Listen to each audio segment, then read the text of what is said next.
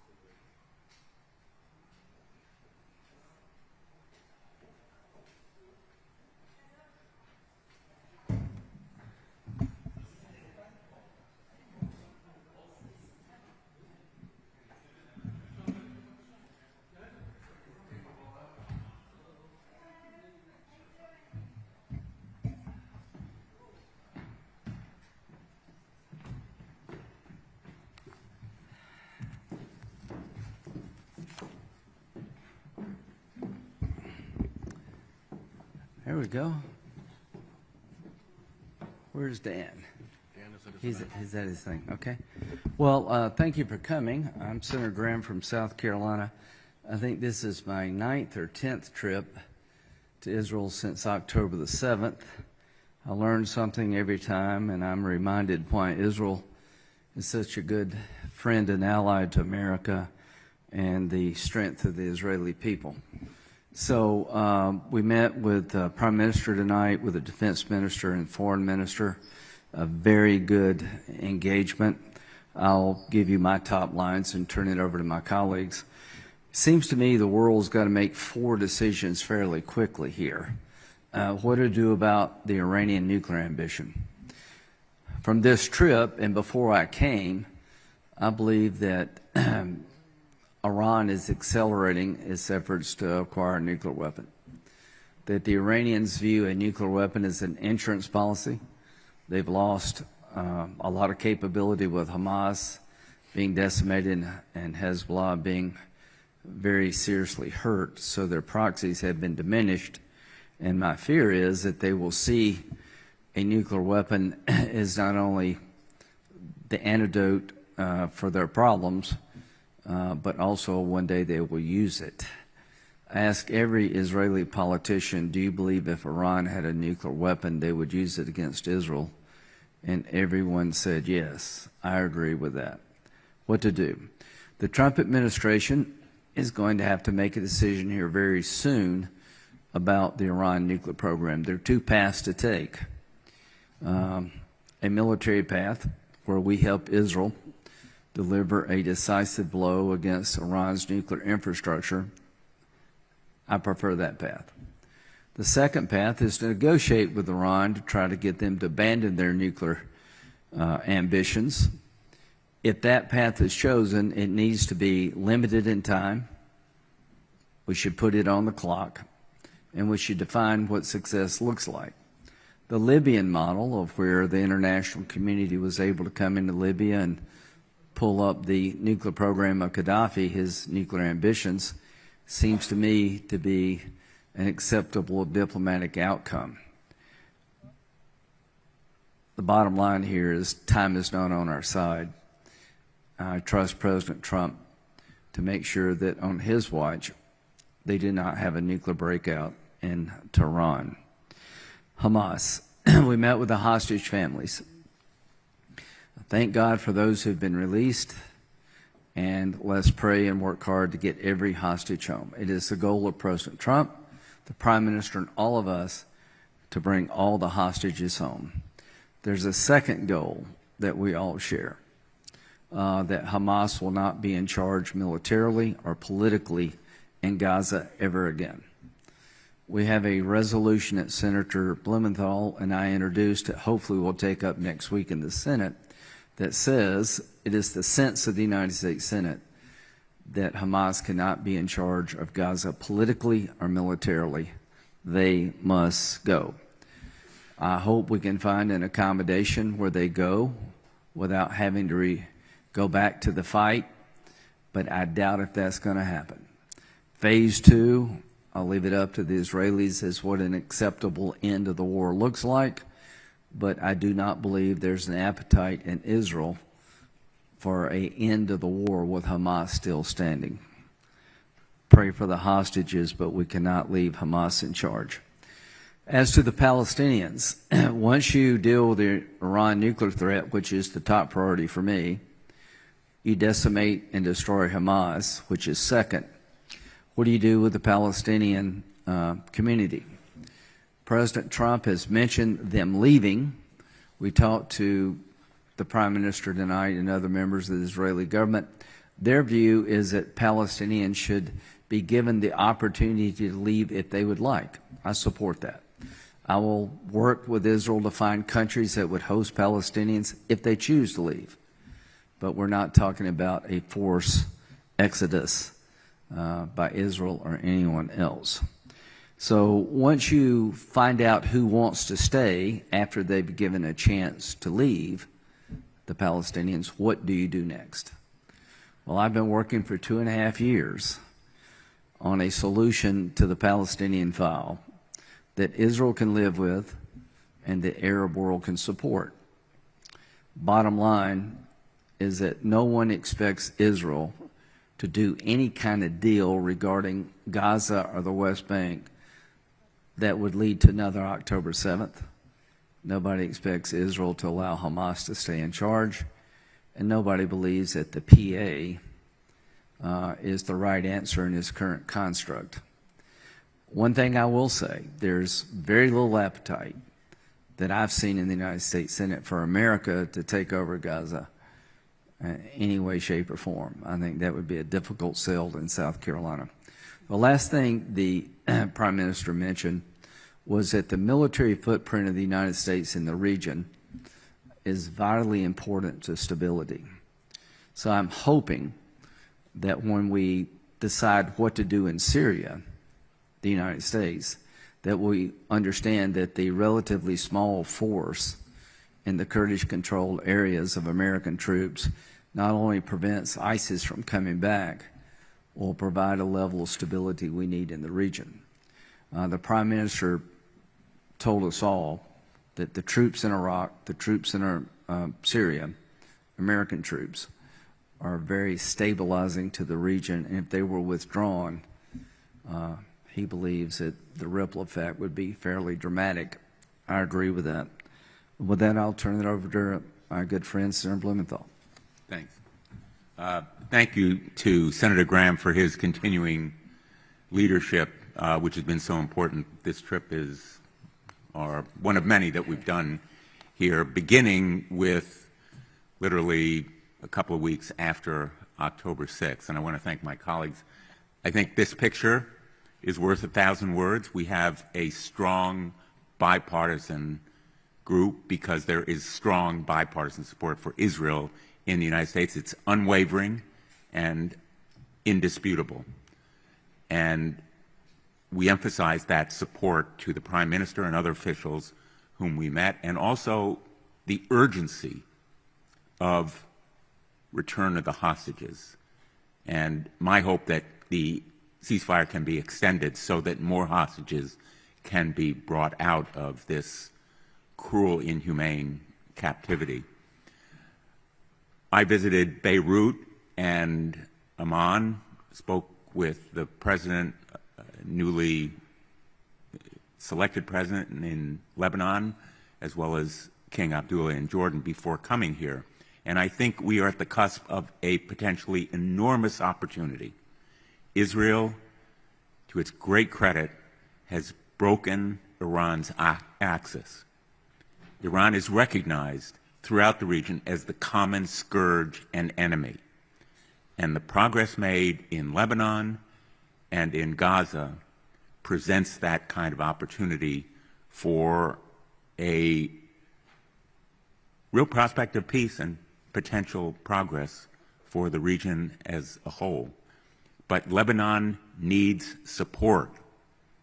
The Lebanese armed forces should be supported by the United States, much more than they have been, because they are the institution that can preserve the victories that have been accomplished against Hezbollah, which are so important to Israel, as the Prime Minister emphasized to us today. And he strongly supports the United States being more forcefully supportive of the Lebanese armed forces.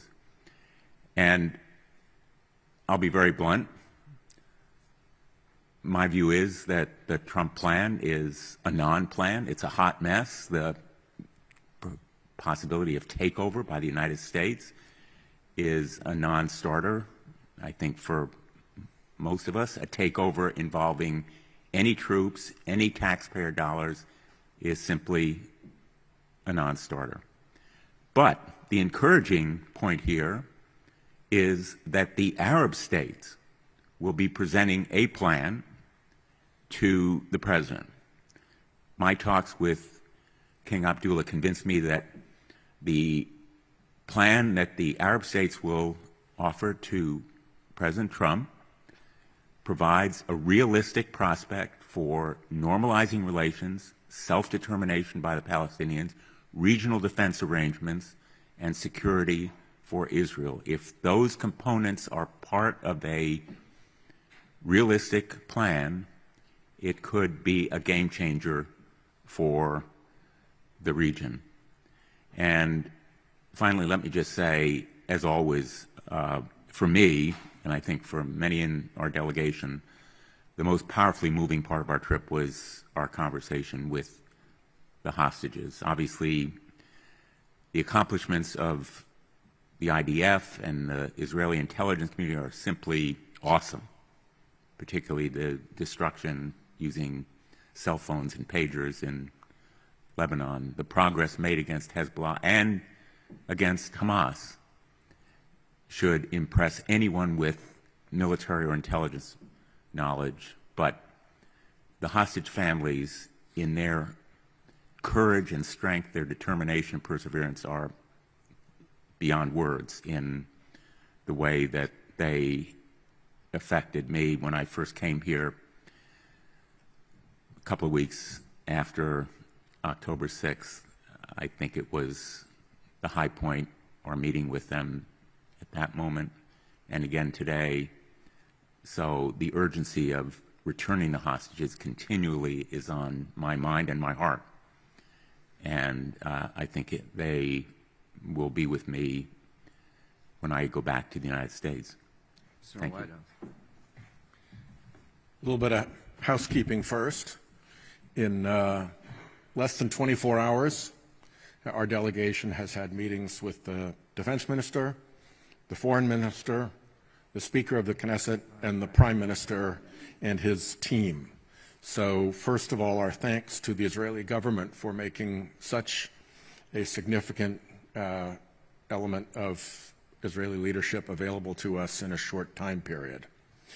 Second, this is actually a pretty cool delegation, as Senate delegations go anyway. Lindsey Graham has been working intensely hard to try to solve problems here in the Mideast, and I am very proud to be associated with him. Dick Blumenthal has been working with him very carefully, showing both bipartisanship and extraordinary diligence. They've both been here over and over and over again. Dick started coming to Israel when he was 11 years old. Joni Ernst has been the conscience of the Senate with respect to hostages and is extremely knowledgeable over here all the time.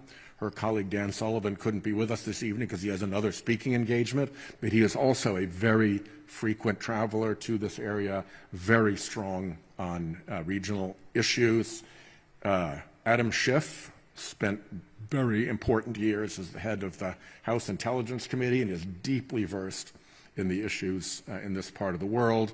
And Andy Kim, as a former Foreign Service officer, really knows how diplomacy is done. So it's been a great honor for me to be with everyone, and that's kind of the background for the delegation. The one point that I will make is that one of the purposes we have had in coming here has been to, on the one hand, make sure that Israel is able to zero out its continuing risk of Hamas attack out of Gaza, but in doing so, not irreparably disrupt the really important ongoing peace framework that has been developed among Israel's neighbors. Deconflicting those two imperatives is going to be the key to the region's success, and we've been here trying to encourage that. And with that, let me turn it over to Senator Ernst. Number one, you will be invited back. That was good. Thank you. And I will also share my thanks for the Israeli government for making these meetings happen today. But first and foremost, I want to say thank you to the hostage families that joined us this afternoon and again shared their concerns, their feelings of loss and sacrifice for those that are still being held, those that are now deceased is quite palpable. We feel it. To our very core.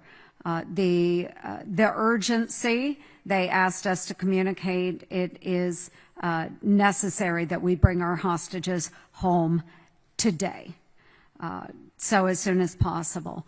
So the past several years, I've traveled extensively here in the Middle East, and since October 7th, I have been in the country now 5 times, working on hostage issues, other issues when it comes to the peace treaty and strengthening our Abraham Accords. What I have heard from many leaders, not just here in Israel, but with Arab nations, is a question they will ask me: where is American leadership? Well, make no doubt about it, folks, that in the last several weeks we have seen American leadership. It is present once again. So first again, hostages must come home now. Now. And this threat is not just against Hamas, but it's their backers, Iran. There is a common thread through the Middle East. Those that see Iran as an enemy, which would be not only Israel, but also our Arab partners and allies.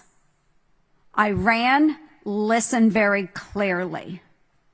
We will put maximum pressure on you, and we will work with our Israeli partners to make sure you do not succeed economically, militarily, politically in this region.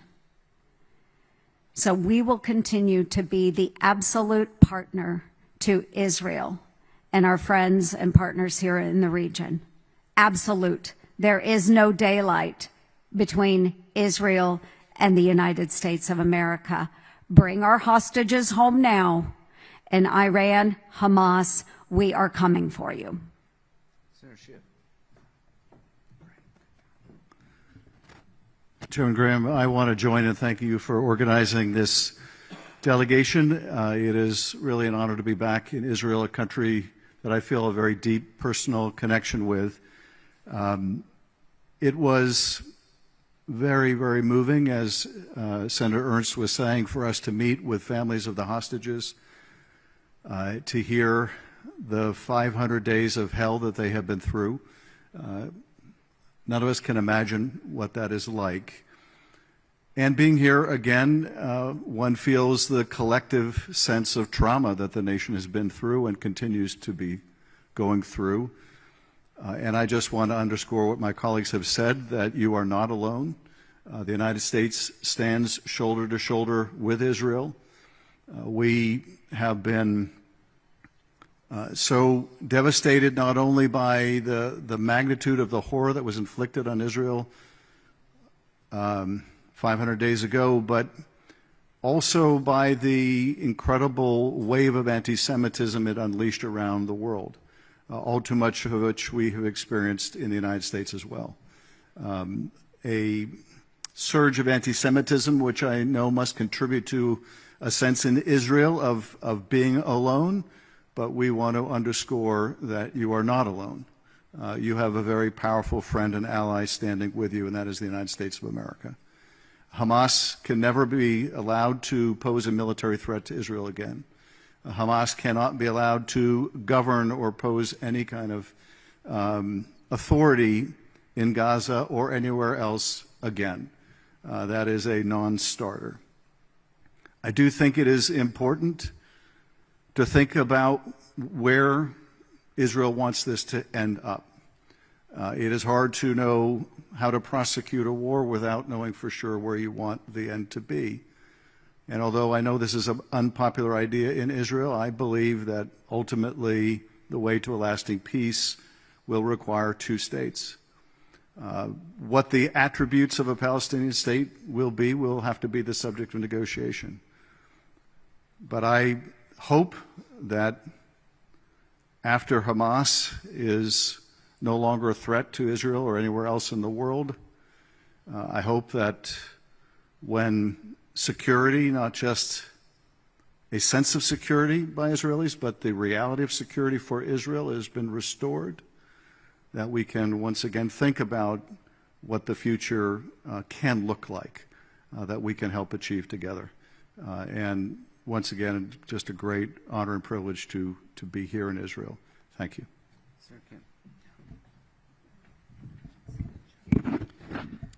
Thank you, Senator Graham, and to my colleagues for letting me be a part of such an important trip where we were able to travel to the Munich Security Conference, come here and raise up the profile of these issues.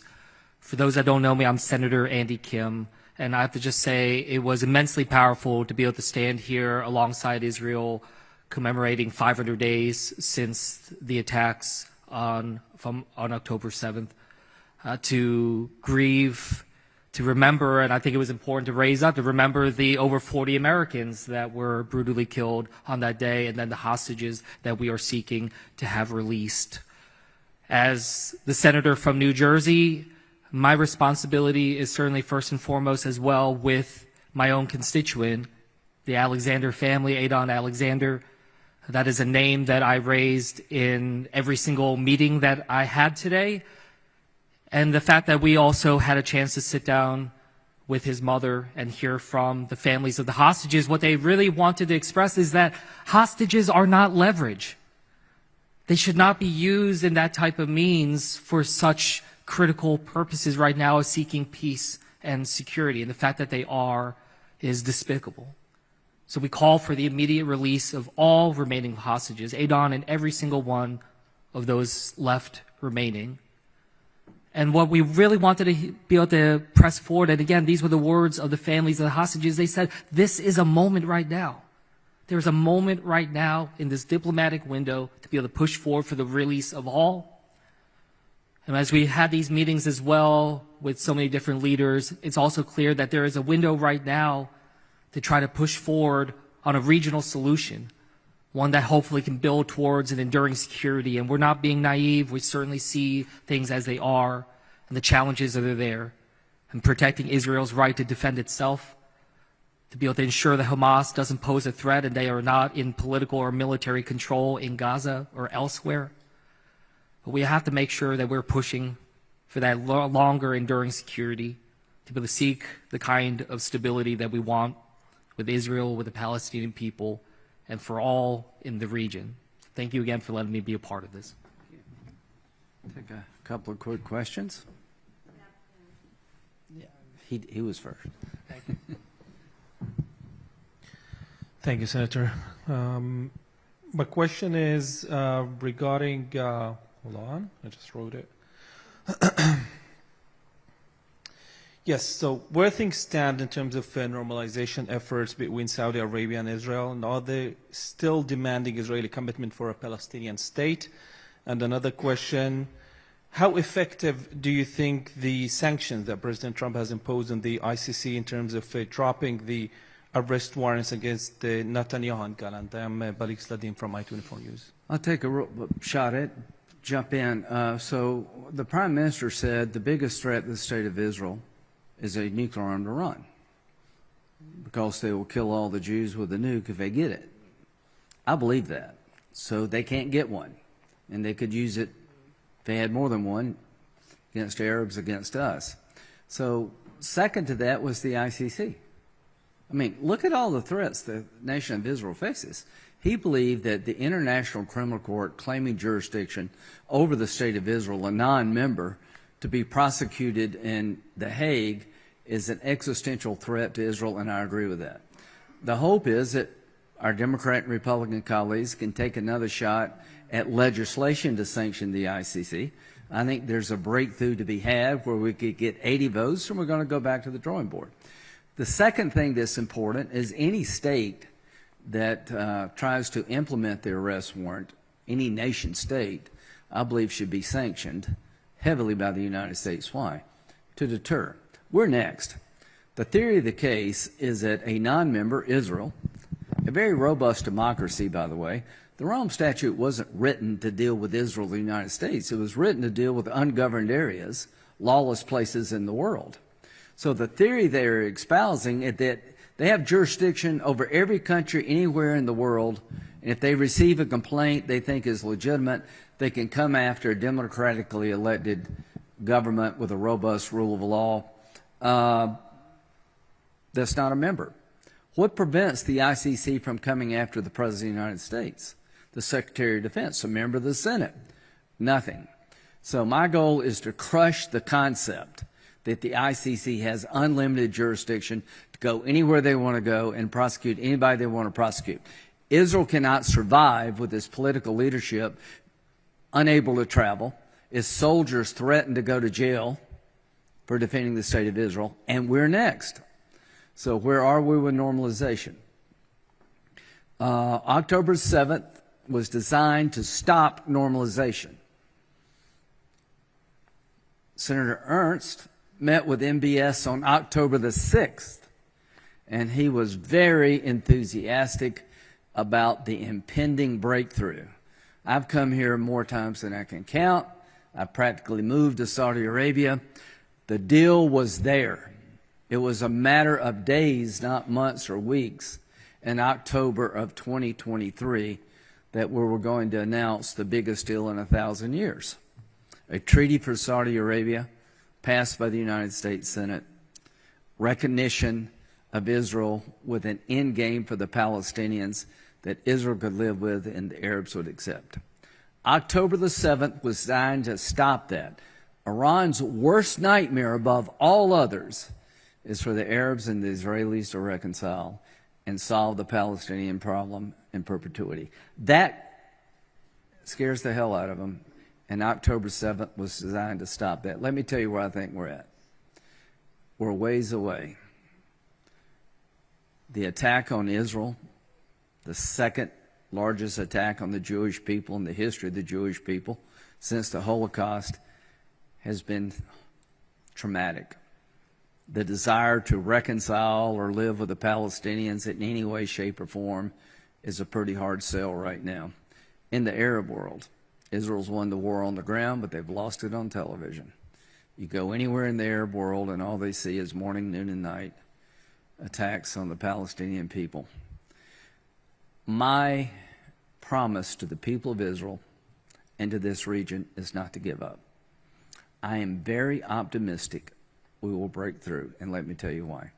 There's no other solution. You can destroy Hamas, and we will, but they will come back unless the Palestinians have something to live for and Israel has security to make sure there's no other October 7th. As to Iran, you'll never know peace in this region as long as the Ayatollah and his henchmen have the capability to terrorize the region. So the number one goal for me, above all else, is to neutralize the Iranian nuclear program, to take that threat off the table so we can talk to each other in this region and solve problems for the benefit of the world. As to normalization, I think it's just a matter of time, because what the Arabs want and what Israel wants and what the world wants is to come together in an economic partnership to move forward toward the light, away from the darkness. Let me, I think part of your question was sanctions. Let me just say about sanctions, maximum pressure works. The Prime Minister emphasized to us how important strengthening and enforcing the sanctions are to deterring and weakening Iran. The United States can send a message to Iran. The President said that if there wasn't a release of hostages, there would be hell to pay.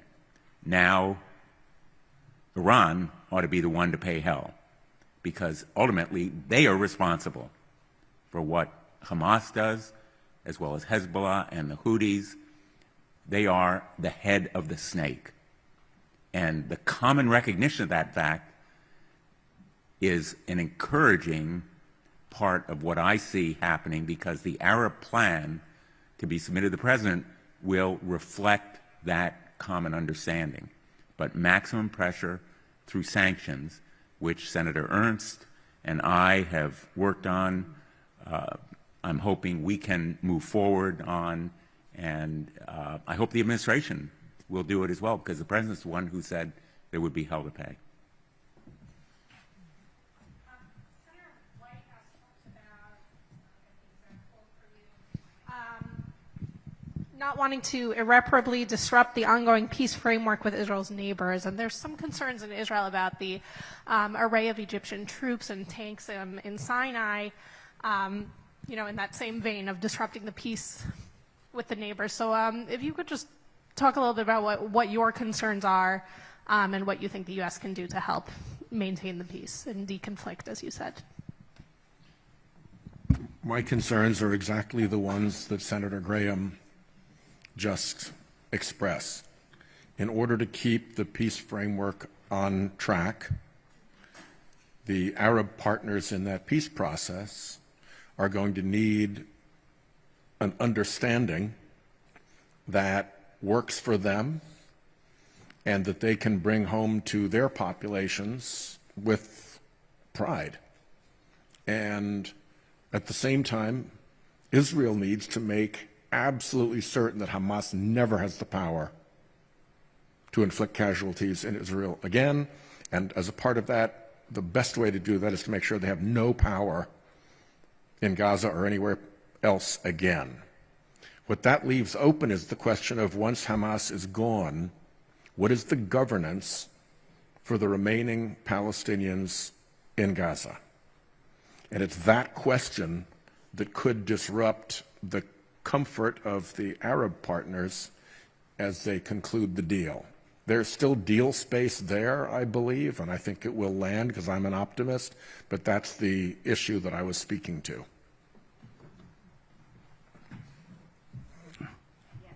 Yeah, we'll get you a couple more. It's Jodi Cohen from Newsmax. Senator Graham, you talked about, in order, the need to deal with Iran, destroy Hamas, and then focus on Gaza. With all the attention being on President Trump's day after plan for Gaza, do you feel that the world's eyes somewhat have strayed away from Iran? The one thing, that's a really good question. She can't say hello without mentioning Iran. The overarching theme of all our meetings, Iran. Iran with a nuke is a nightmare for the Jewish state. It's a nightmare for the world because Arabs will want a nuclear weapon of their own and you'll have a nuclear arms race. Everything's important. But if you ask me, people ask me, what keeps you up at night? Traveling a lot. Time changes. But Iran with a nuke, because they'll use it. You know, I think Rocket Man's kind of a thug. You got China, you got Russia. This man and his regime are hell-bent on three things: purifying Islam in their own image, the Sunni Arabs, destroying the Jewish state, and driving every Westerner out of the Mideast. So every decision I make as a senator in this region is to make sure their nuclear ambitions are never met. Now we're at a crossroads. Time is not on our side.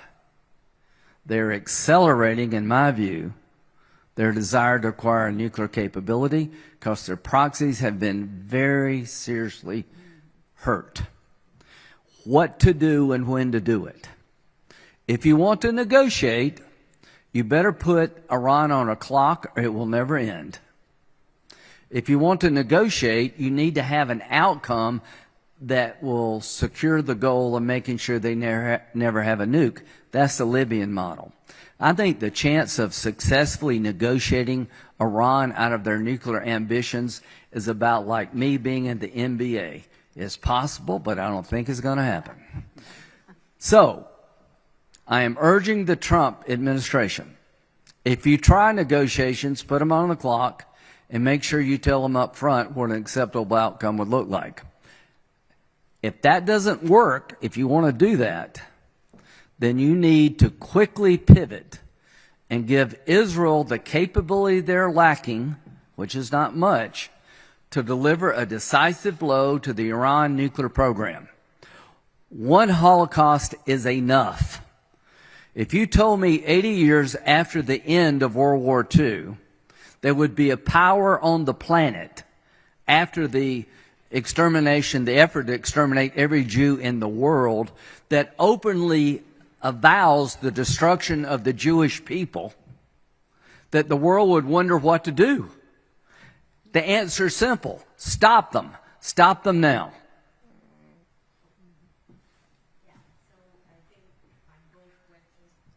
Thank you. Hi, I'm Lisa Rozovsky from Haaretz, and I think my both questions are to you, Senator Graham.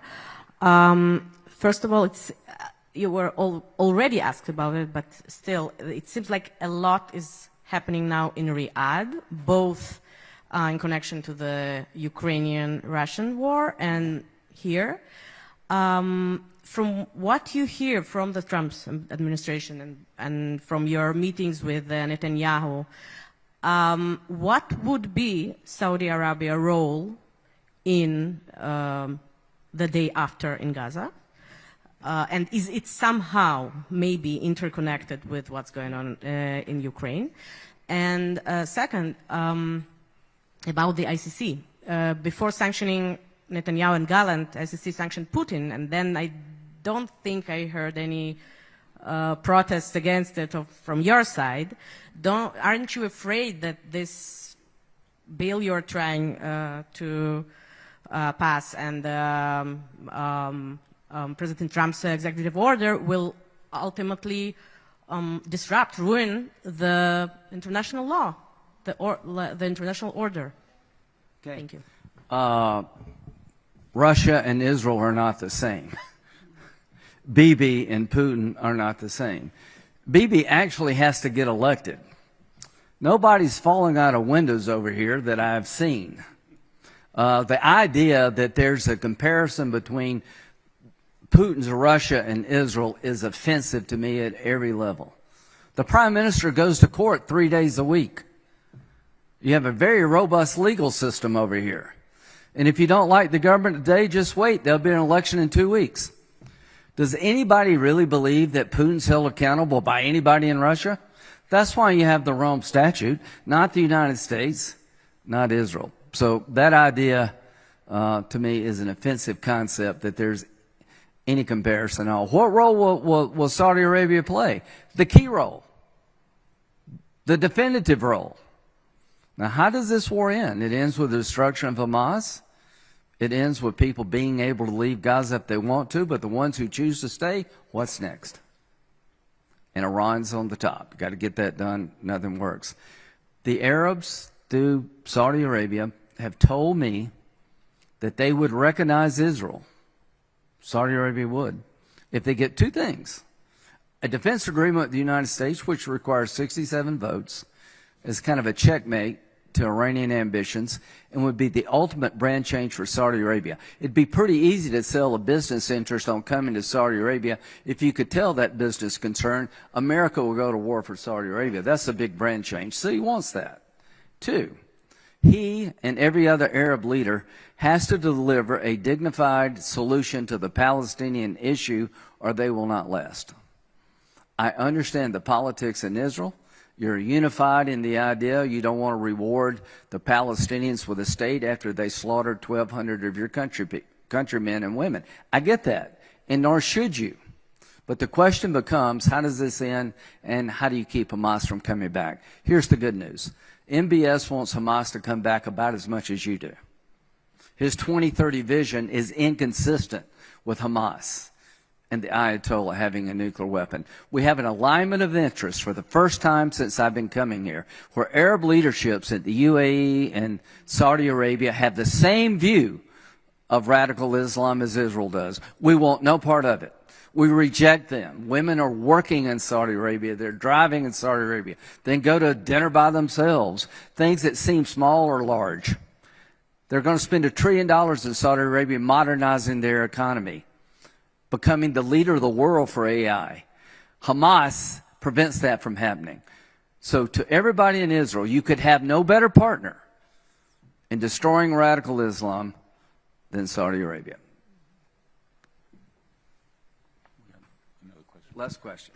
Hi, Alexander Cornwell from Reuters. Question to Senator Graham, just picking up on this point about the day after, what exactly is the role of the Gulf states with regards to reconstruction, security and governance? And just secondly, to Senator Blumenthal, if I may, just sneak it in.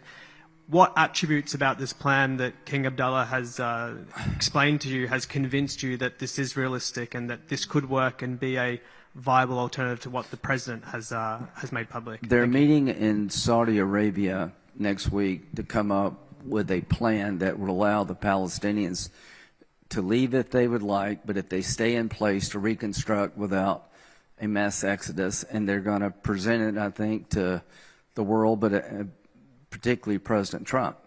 The one thing that President Trump has done, he started a discussion that was long overdue. I think the Arabs have woken up, hey, we need to find a better alternative than what's been said. So I'm quite optimistic the Arab world will come up with a plan and present to President Trump that shows how you can provide security to Israel and deal with the Palestinian issue without driving them all out. Think of World War II. Germany and Japan were the most radical populations on the planet.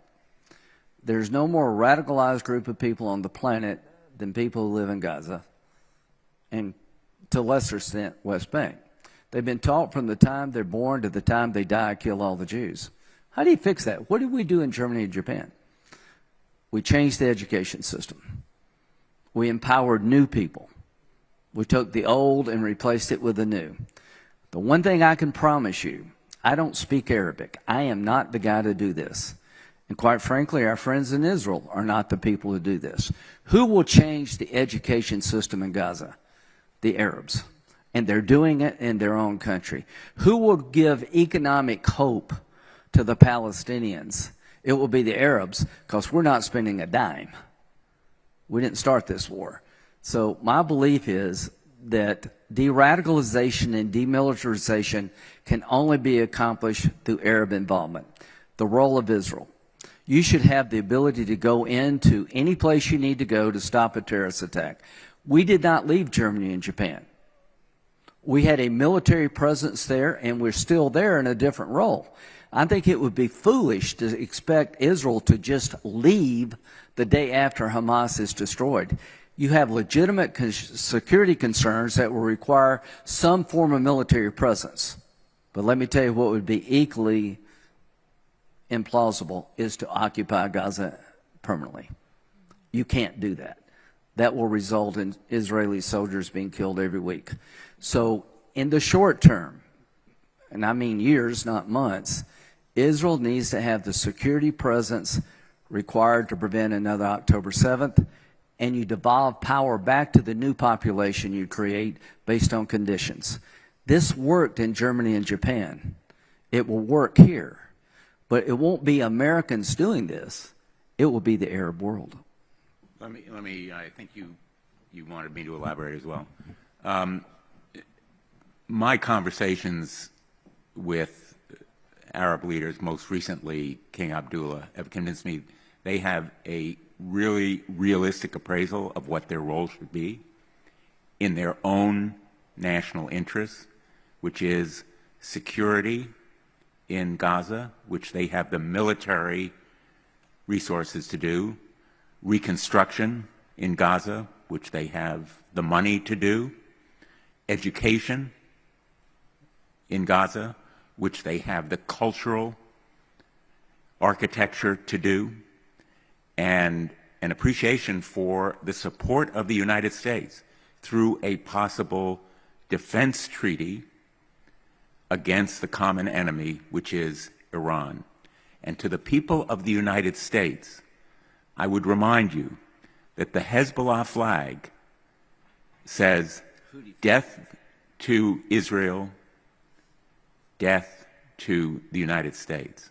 That's the common mantra among the Iran proxies, death to the United States as well as to Israel. We have a mutual security interest here because the absence of a secure and lasting peace for this region will mean that it's a continuing source of terrorism threatening the United States. And the Houthi closure of the Red Sea is a perfect example. It is increasing the costs of goods and services in the United States of America because of the increased insurance costs.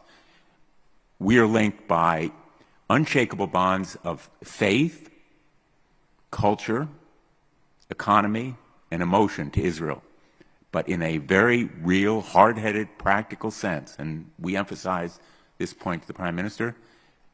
Our future and our fates are inextricably linked by a common national security interest. Thank you all. Thank you.